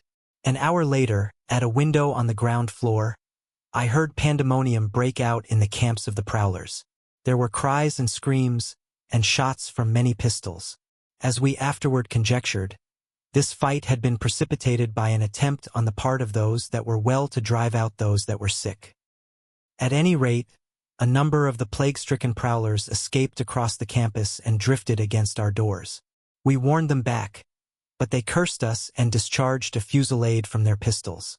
Professor Merriweather at one of the windows was instantly killed, the bullet striking him squarely between the eyes. We opened fire in turn, and all the prowlers fled away with the exception of 3. One was a woman. The plague was on them and they were reckless. Like foul fiends, there in the red glare from the skies, with faces blazing, they continued to curse us and fire at us. One of the men I shot with my own hand. After that, the other man and the woman, still cursing us, lay down under our windows, where we were compelled to watch them die of the plague. The situation was critical. The explosions of the powder magazines had broken all the windows of the chemistry building, so that we were exposed to the germs from the corpses. The sanitary committee was called upon to act, and it responded nobly. 2 men were required to go out and remove the corpses, and this meant the probable sacrifice of their own lives, for, having performed the task, they were not to be permitted to re-enter the building. One of the professors, who was a bachelor, and one of the undergraduates volunteered. They bade goodbye to us and went forth. They were heroes. They gave up their lives that 400 others might live. After they had performed their work, they stood for a moment at a distance looking at us wistfully. Then they waved their hands in farewell and went away slowly across the campus toward the burning city. And yet it was all useless. The next morning the first one of us was smitten with the plague-a little nurse girl in the family of Professor Stout. It was no time for weak-kneed, sentimental policies. On the chance that she might be the only one, we thrust her forth from the building and commanded her to be gone. She went away slowly across the campus, wringing her hands and crying pitifully. We felt like brutes, but what were we to do? There were 400 of us, and individuals had to be sacrificed. In one of the laboratories, 3 families had domiciled themselves, and that afternoon we found among them no less than 4 corpses and 7 cases of the plague in all its different stages. Then it was that the horror began. Leaving the dead lie, we forced the living ones to segregate themselves in another room. The plague began to break out among the rest of us, and as fast as the symptoms appeared, we sent the stricken ones to these segregated rooms. We compelled them to walk there by themselves so as to avoid laying hands on them. It was heartrending. But still the plague raged among us, and room after room was filled with the dead and dying. And so we who were yet clean retreated to the next floor and to the next, before the sea of the dead that, room by room and floor by floor, inundated the building. The place became a charnel house, and in the middle of the night the survivors fled forth, taking nothing with them except arms and ammunition and a heavy store of tinned foods. We camped on the opposite side of the campus from the prowlers, and while some stood guard, others of us volunteered to scout into the city in quest of horses, motor cars, carts, and wagons, or anything that would carry our provisions and enable us to emulate the banded workingmen I had seen fighting their way out to the open country. I was one of these scouts, and Dr. Hoyle, remembering that his motor car had been left behind in his home garage, told me to look for it. We scouted in pairs, and Dombey, a young undergraduate, accompanied me. We had to cross half a mile of the residence portion of the city to get to Dr. Hoyle's home. Here the buildings stood apart in the midst of trees and grassy lawns, and here the fires had played freaks, burning whole blocks, skipping blocks, and often skipping a single house in a block. And here, too, the prowlers were still at their work. We carried our automatic pistols openly in our hands and looked desperate enough, forsooth, to keep them from attacking us. But at Dr. Hoyle's house the thing happened. Untouched by fire, even as we came to it the smoke of flames burst forth. The miscreant who had set fire to it staggered down the steps and out along the driveway. Sticking out of his coat pockets were bottles of whiskey, and he was very drunk. My first impulse was to shoot him, and I have never ceased regretting that I did not. Staggering and maundering to himself, with bloodshot eyes and a raw and bleeding slash down one side of his bewhiskered face, he was altogether the most nauseating specimen of degradation and filth I had ever encountered. I did not shoot him, and he leaned against a tree on the lawn to let us go by. It was the most absolute, wanton act. Just as we were opposite him, he suddenly drew a pistol and shot Dombey through the head. The next instant I shot him. But it was too late. Dombey expired without a groan immediately. I doubt if he even knew what had happened to him. Leaving the 2 corpses, I hurried on past the burning house to the garage, and there found Dr. Hoyle's motor car. The tanks were filled with gasoline, and it was ready for use. And it was in this car that I threaded the streets of the ruined city and came back to the survivors on the campus. The other scouts returned, but none had been so fortunate. Professor Fairmead had found a Shetland pony, but the poor creature, tied in a stable and abandoned for days, was so weak from want of food and water that it could carry no burden at all.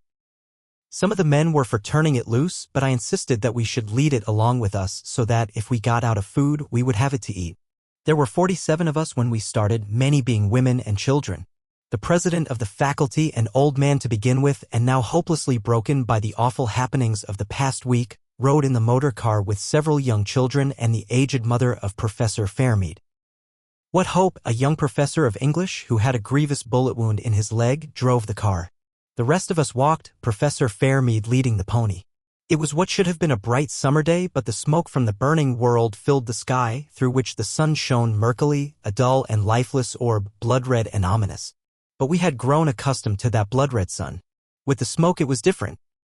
It bit into our nostrils and eyes, and there was not one of us whose eyes were not bloodshot.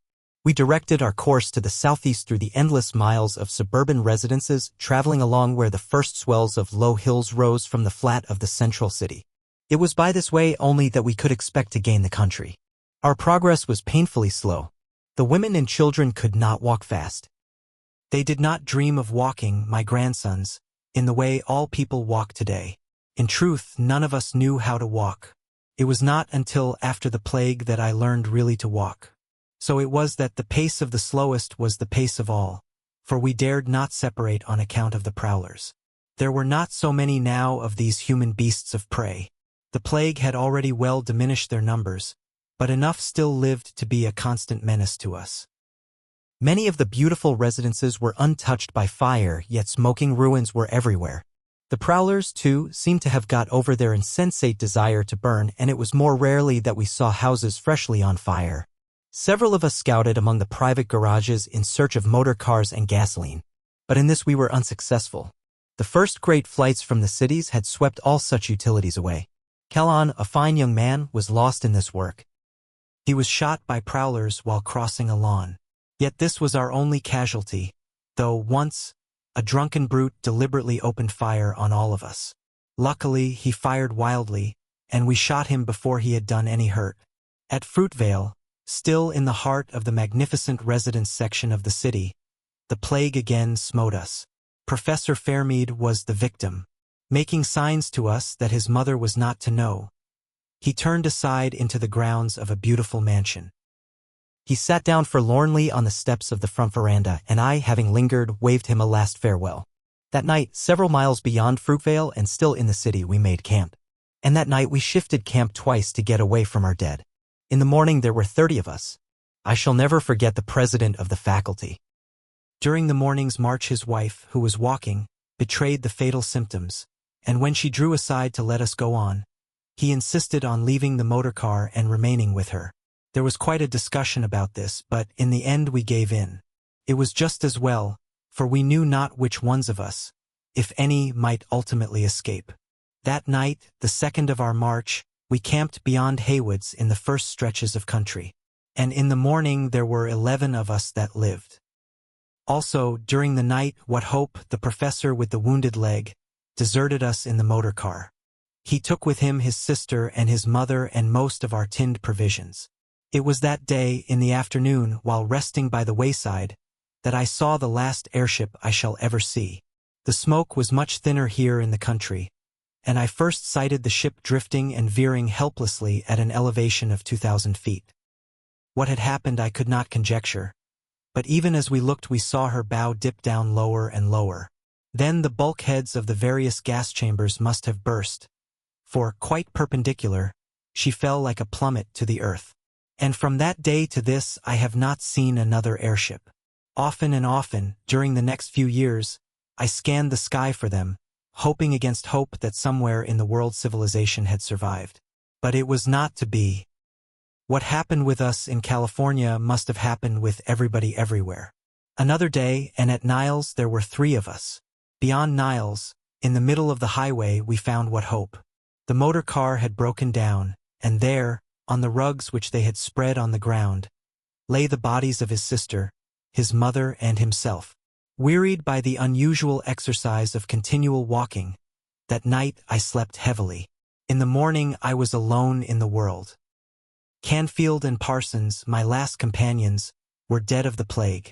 Of the 400 that sought shelter in the chemistry building, and of the 47 that began the march, I alone remained, I and the Shetland pony. Why this should be so there is no explaining. I did not catch the plague, that is all. I was immune.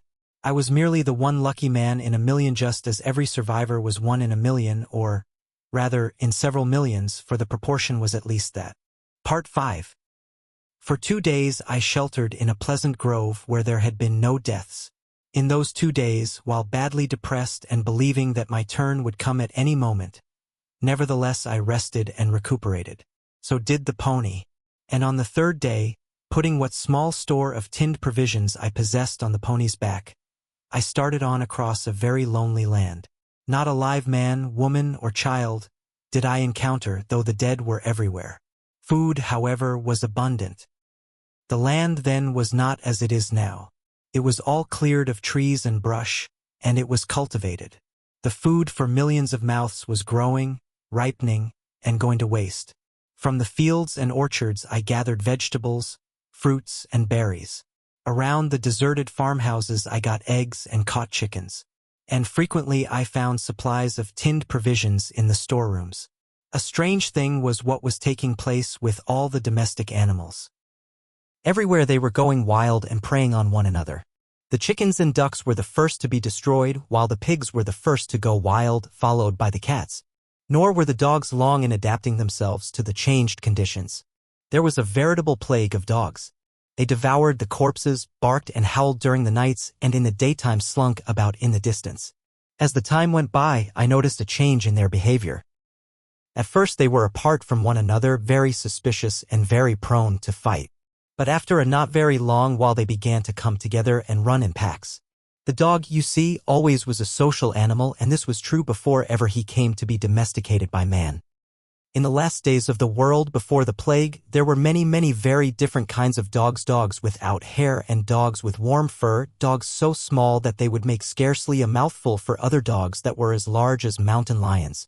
Well, all the small dogs and the weak types were killed by their fellows. Also, the very large ones were not adapted for the wild life and bred out. As a result, the many different kinds of dogs disappeared, and there remained, running in packs, the medium-sized wolfish dogs that you know today. But the cats don't run in packs, Granzer, who objected. The cat was never a social animal. As one writer in the 19th century said, the cat walks by himself. He always walked by himself, from before the time he was tamed by man, down through the long ages of domestication, to today when once more he is wild. The horses also went wild, and all the fine breeds we had degenerated into the small Mustang horse you know today.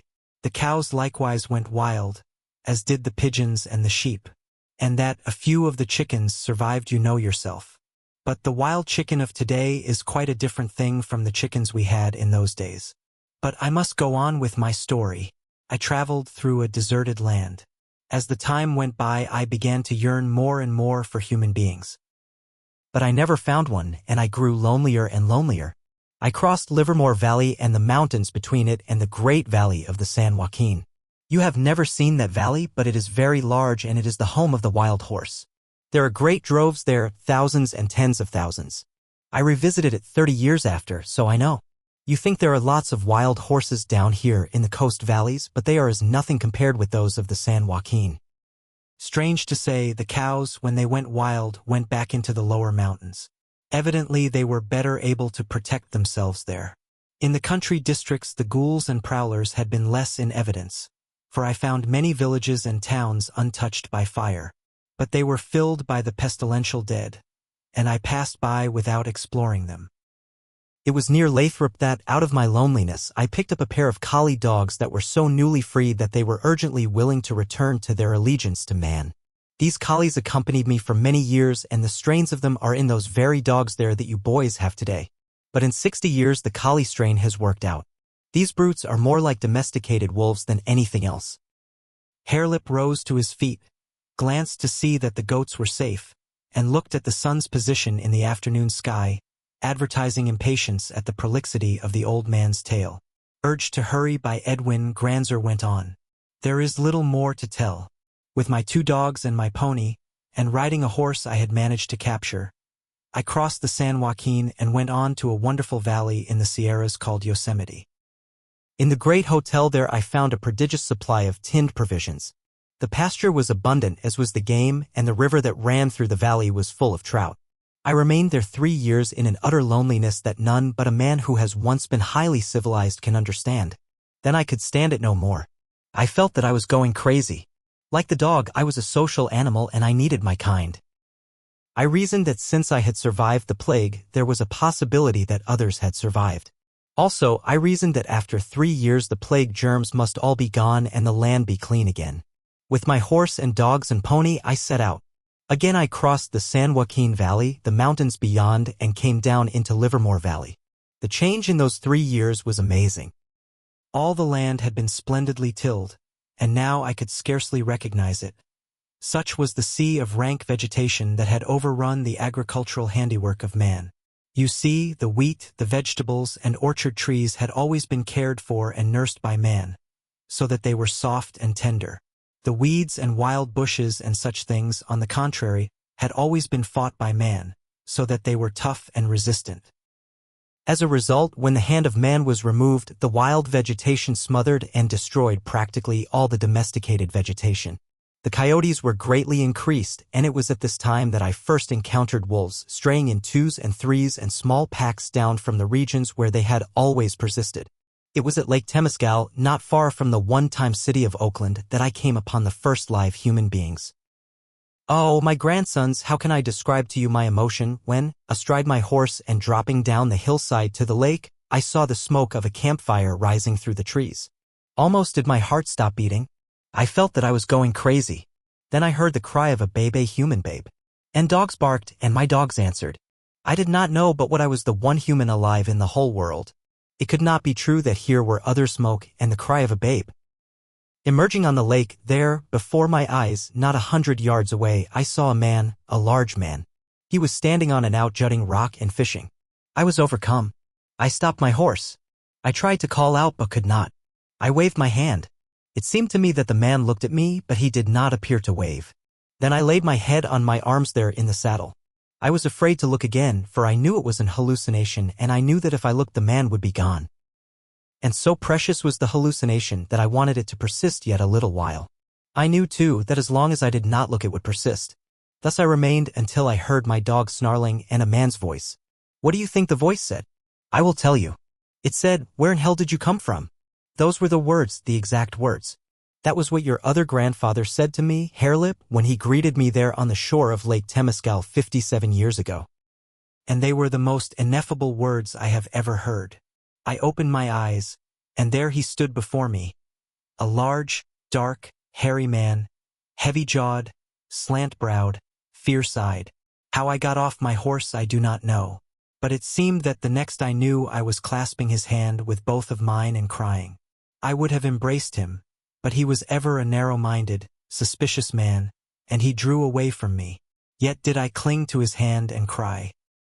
Granzer's voice faltered and broke at the recollection, and the weak tears streamed down his cheeks while the boys looked on and giggled. Yet did I cry, he continued, and desire to embrace him, though the chauffeur was a brute, a perfect brute, the most abhorrent man I have ever known. His name was, strange, how I have forgotten his name. Everybody called him chauffeur, it was the name of his occupation, and it stuck. That is how, to this day, the tribe he founded is called the chauffeur tribe. He was a violent, unjust man. Why the plague germs spared him I can never understand. It would seem, in spite of our old metaphysical notions about absolute justice, that there is no justice in the universe. Why did he live, an iniquitous, moral monster, a blot on the face of nature, a cruel, relentless, bestial cheat as well? All he could talk about was motor cars, machinery, gasoline, and garages. And especially, and with huge delight, of his mean pilferings and sordid swindlings of the persons who had employed him in the days before the coming of the plague. And yet he was spared, while hundreds of millions, billions of better men were destroyed. I went on with him to his camp, and there I saw her, Vesta, the one woman. It was glorious and pitiful.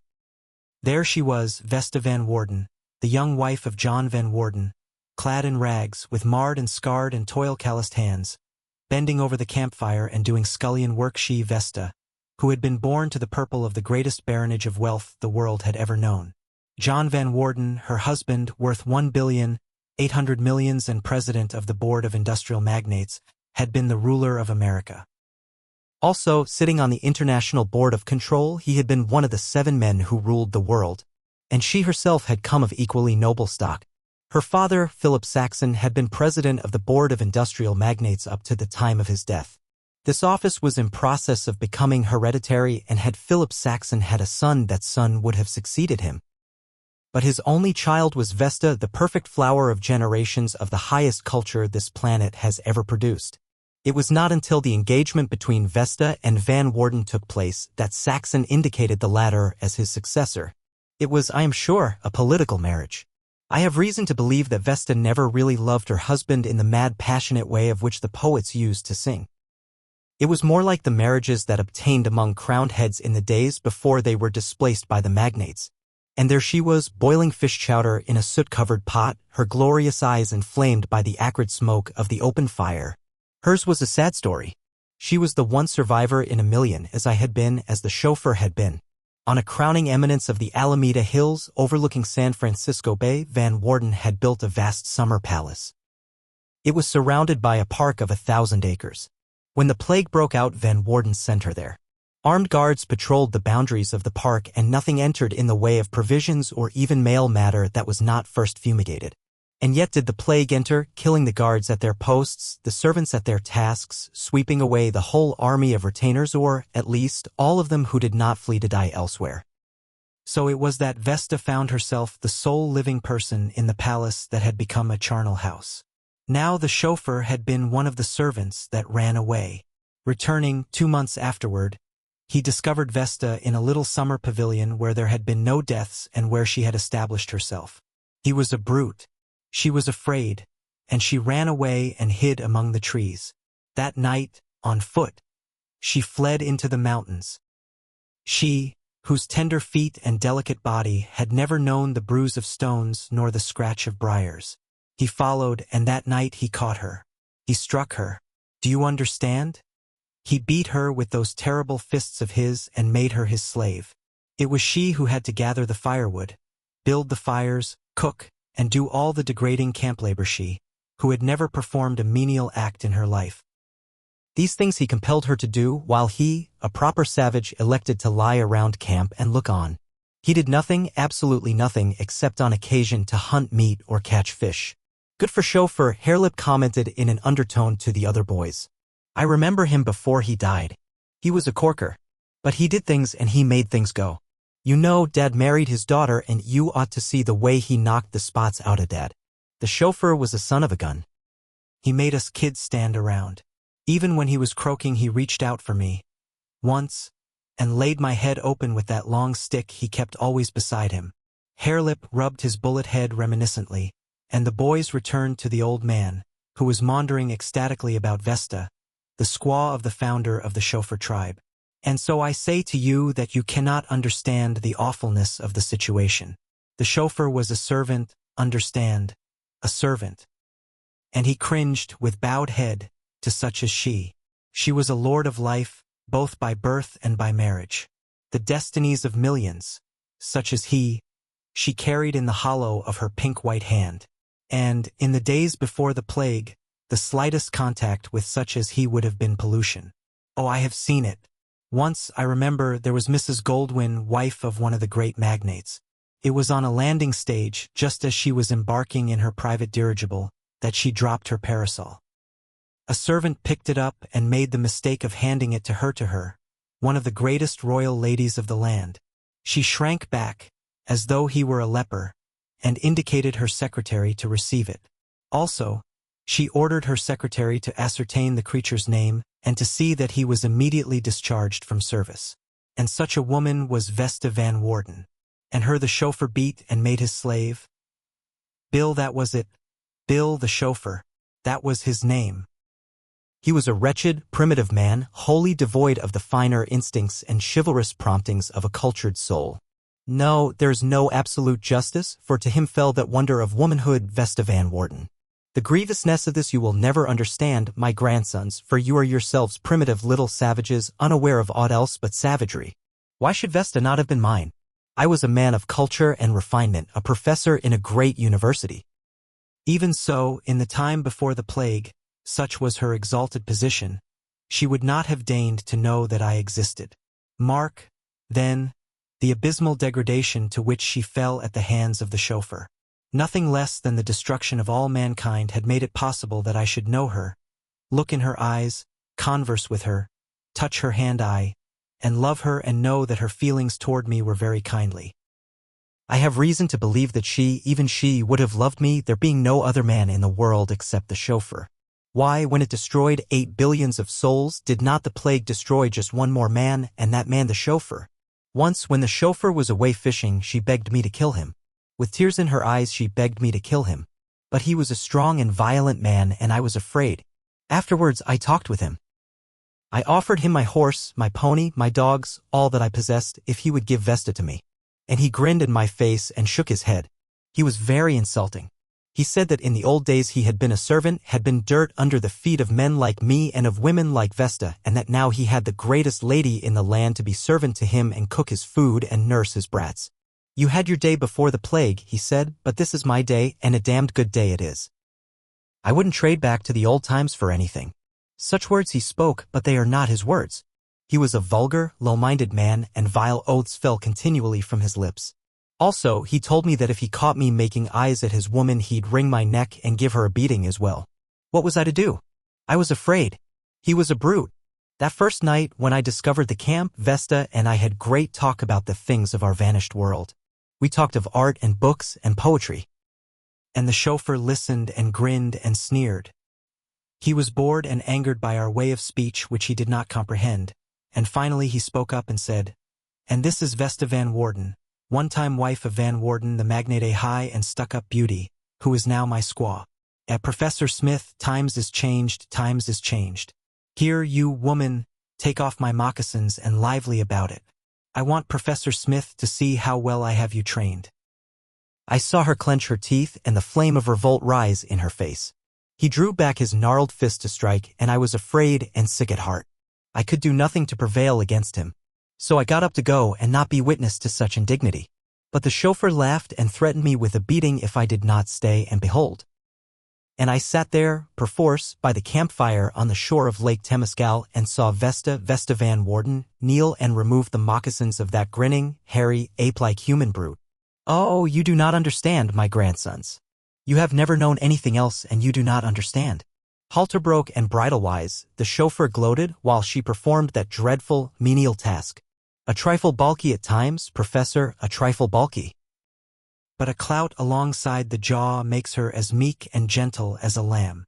And another time he said, "We've got to start all over and replenish the earth and multiply. You're handicapped, Professor. You ain't got no wife, and we're up against a regular Garden of Eden proposition. But I ain't proud. I'll tell you what, Professor." He pointed at their little infant, barely a year old. "There's your wife, though you'll have to wait till she grows up. It's rich, ain't it? We're all equals here, and I'm the biggest toad in the splash. But I ain't stuck up, not I. I do you the honor, Professor Smith, the very great honor of betrothing to you my and Vesta Van Worden's daughter. Ain't it cuss bad that Van Worden ain't here to see?" Part 6.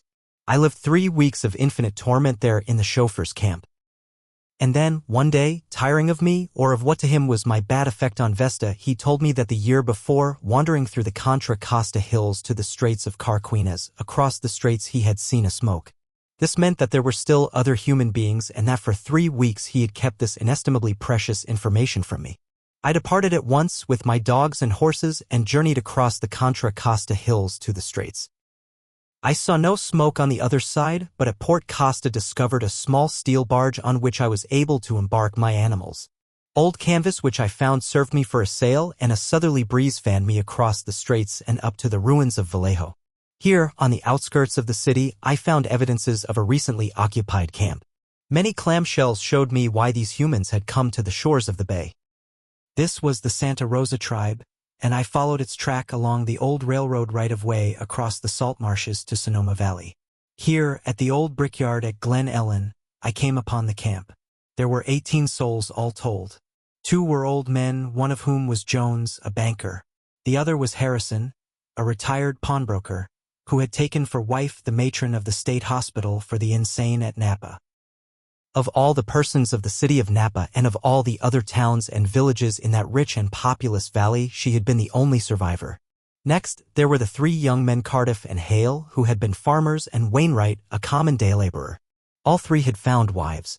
To Hale, a crude, illiterate farmer, had fallen Isidore, the greatest prize, next to Vesta, of the women who came through the plague. She was one of the world's most noted singers, and the plague had caught her at San Francisco.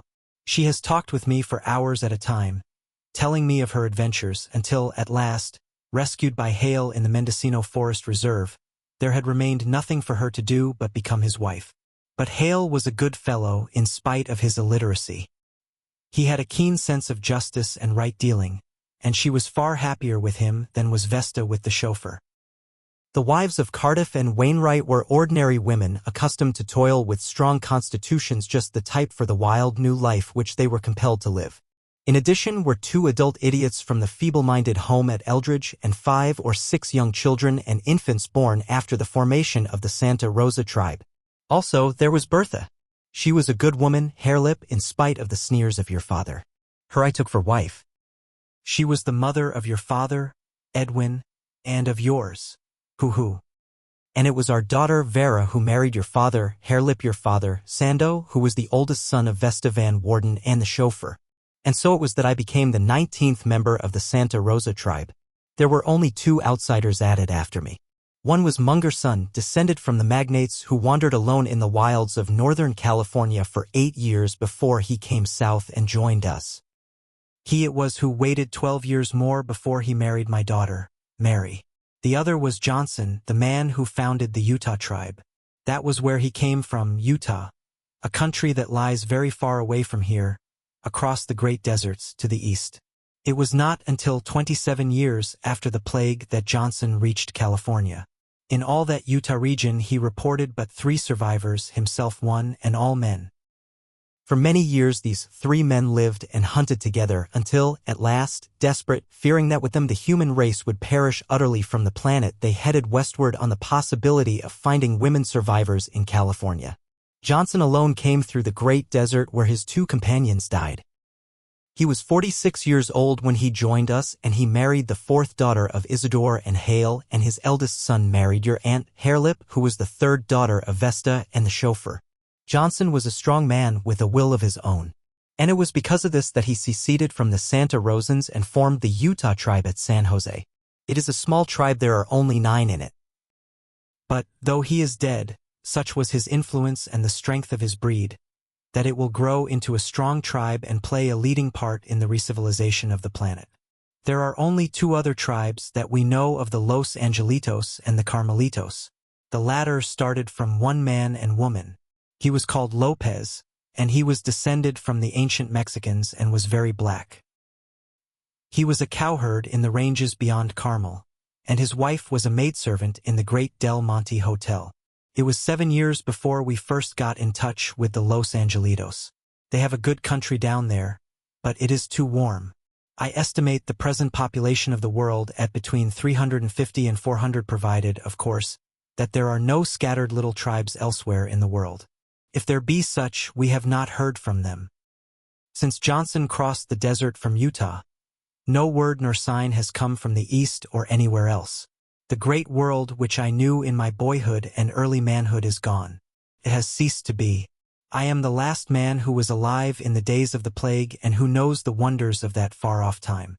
We, who mastered the planet, its earth and sea and sky, and who were as very gods, now live in primitive savagery along the watercourses of this California country. But we are increasing rapidly. Your sister, Harelip, already has 4 children. We are increasing rapidly and making ready for a new climb towards civilization. In time, pressure of population will compel us to spread out, and 100 generations from now we may expect our descendants to start across the Sierras, oozing slowly along, generation by generation, over the great continent to the colonization of the East, a new Aryan drift around the world. But it will be slow, very slow. We have so far to climb. We fell so hopelessly far. If only one physicist or one chemist had survived. But it was not to be, and we have forgotten everything. The chauffeur started working in iron. He made the forge which we use to this day. But he was a lazy man, and when he died he took with him all he knew of metals and machinery. What was I to know of such things? I was a classical scholar, not a chemist. The other men who survived were not educated. Only two things did the chauffeur accomplish: the brewing of strong drink and the growing of tobacco. It was while he was drunk once that he killed Vesta. I firmly believe that he killed Vesta in a fit of drunken cruelty, though he always maintained that she fell into the lake and was drowned. And, my grandsons, let me warn you against the medicine men. They call themselves doctors, travestying what was once a noble profession, but in reality they are medicine men, devil men, and they make for superstition and darkness. They are cheats and liars. But so debased and degraded are we that we believe their lies. They, too, will increase in numbers as we increase, and they will strive to rule us. Yet are they liars and charlatans? Look at young Cross-Eyes, posing as a doctor, selling charms against sickness, giving good hunting, exchanging promises of fair weather for good meat and skins, sending the death stick, performing 1,000 abominations. Yet I say to you that when he says he can do these things, he lies. I, Professor Smith, Professor James Howard Smith, say that he lies. I have told him so to his teeth. Why has he not sent me the death stick? Because he knows that with me it is without avail. But you, Harelip, so deeply are you sunk in black superstition that did you awake this night and find the death stick beside you, you would surely die. And you would die, not because of any virtues in the stick, but because you are a savage with the dark and clouded mind of a savage. The doctors must be destroyed, and all that was lost must be discovered over again. Wherefore, earnestly, I repeat unto you certain things which you must remember and tell to your children after you. You must tell them that when water is made hot by fire, there resides in it a wonderful thing called steam, which is stronger than 10,000 men and which can do all man's work for him. There are other very useful things. In the lightning flash resides a similarly strong servant of man, which was of old his slave and which some day will be his slave again. Quite a different thing is the alphabet. It is what enables me to know the meaning of fine markings, whereas you boys know only rude picture writing. In that dry cave on Telegraph Hill, where you see me often go when the tribe is down by the sea, I have stored many books. In them is great wisdom. Also with them I have placed a key to the alphabet, so that one who knows picture writing may also know print. Some day men will read again. And then, if no accident has befallen my cave, they will know that Professor James Howard Smith once lived and saved for them the knowledge of the ancients. There is another little device that men inevitably will rediscover. It is called gunpowder. It was what enabled us to kill surely and at long distances. Certain things which are found in the ground, when combined in the right proportions, will make this gunpowder. What these things are, I have forgotten, or else I never knew. But I wish I did know. Then would I make powder, and then would I certainly kill Cross-Eyes and rid the land of superstition. After I am man-grown, I am going to give Cross-Eyes all the goats and meat and skins I can get, so that he'll teach me to be a doctor who asserted. And when I know, I'll make everybody else sit up and take notice. They'll get down in the dirt to me, you bet. The old man nodded his head solemnly and murmured. Strange it is to hear the vestiges and remnants of the complicated Aryan speech falling from the lips of a filthy little skin-clad savage.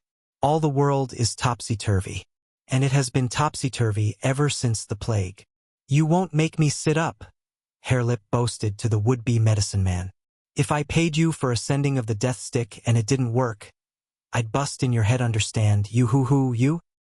I'm going to get Granzer to remember this here gunpowder stuff, Edwin said softly. And then I'll have you all on the run. You, Harelip, will do my fighting for me and get my meat for me, and you, will send the death stick for me and make everybody afraid. And if I catch Harelip trying to bust your head, I'll fix him with that same gunpowder. Granzer ain't such a fool as you think, and I'm going to listen to him, and someday I'll be boss over the whole bunch of you. The old man shook his head sadly and said, The gunpowder will come. Nothing can stop it, the same old story over and over. Man will increase and men will fight. The gunpowder will enable men to kill millions of men, and in this way only by fire and blood will a new civilization in some remote day be evolved. And of what profit will it be? Just as the old civilization passed, so will the new. It may take 50,000 years to build, but it will pass. All things pass. Only remain cosmic force and matter, ever in flux, ever acting and reacting and realizing the eternal types, the priest, the soldier, and the king. Out of the mouths of babes comes the wisdom of all the ages.